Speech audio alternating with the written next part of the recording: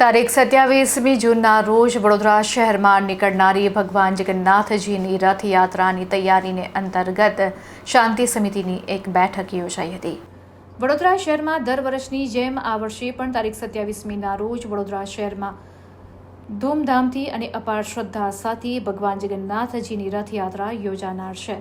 ત્યારે આ રથયાત્રાની તૈયારીના ભાગરૂપે પોલીસ તંત્ર સજ્જ બન્યું છે અને ભગવાન જગન્નાથજીની રથયાત્રા નિર્વિઘ્ન પૂર્ણ થાય તે માટે કારેલીબાગ ખાતે શાંતિ સમિતિની બેઠક યોજાઈ હતી, જેમાં ડીસીપી, એસીપી તથા ઝોનમાં આવતા તમામ પોલીસ સ્ટેશનના પીઆઈ કક્ષાના પોલીસ અધિકારીઓ ઉપસ્થિત રહ્યા હતા। આ સાથે શાંતિ સમિતિના સભ્યો તથા કમિટી મેમ્બરો પણ મોટી સંખ્યામાં હાજર રહ્યા હતા।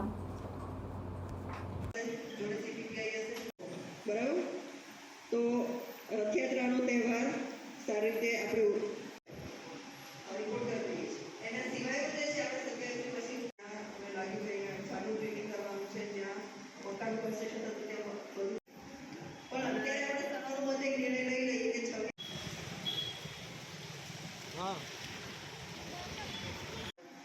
चांद पर आधार है तो 24મી चांद देखाय तो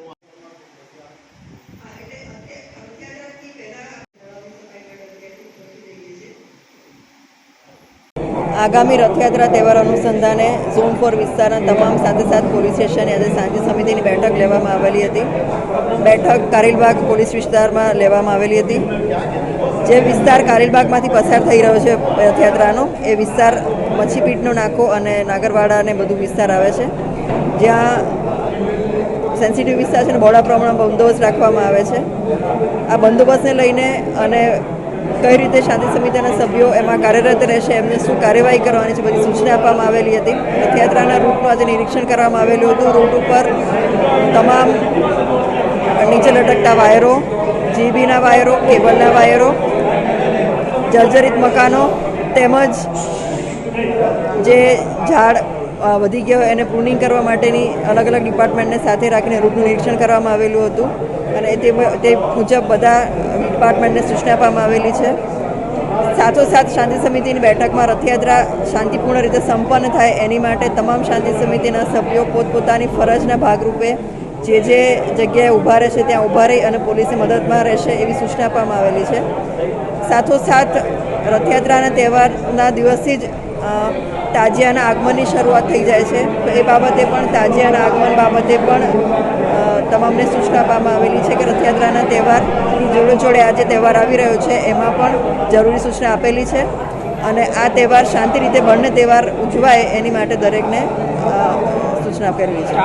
આજ રોજ આપ લોકોની માધ્યમથી જણાવવા માગું છું કે ઝોન 4 મેડમ મમૈયા મેડમે મિટિંગ લીધેલી અને મિટિંગમાં રથયાત્રાની શોભાયાત્રા માટે ચર્ચા વિચારણા થઈ છે। કઈ રીતના સારી રીતે પ્રસંગ પૂરું પડે એ બાબતની આ મિટિંગ હતી અને આ મિટિંગના અંદર દરેક સમાજના વ્યક્તિઓ હાજર હતા અને બધાએ બાહેધરી આપી છે કે રંગે ને ચંગે આ તહેવારને સારી રીતે મનાવીશું અને બધા એક થઈને આ તહેવારને મનાવીશું અને સ્વાગત કરીશું।